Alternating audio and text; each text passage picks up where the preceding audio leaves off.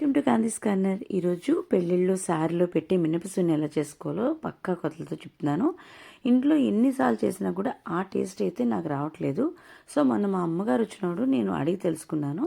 పూర్వం వాళ్ళు ఏంటంటే ఇప్పుడు క్యాటరింగ్స్ అవి రాకముందు పెళ్ళిళ్ళ సార్లు కూడా ఇంట్లోనే చేసి ఇచ్చేవారు కదా.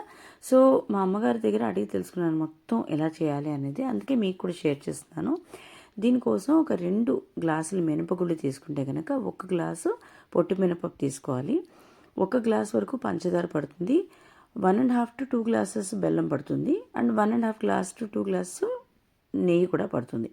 ఇప్పుడు ఈ మినపప్పుని రెండు విడివిడిగా దోరగా వేయించుకోవాలి. మినపమొగుడైతే చాలా మంచిది.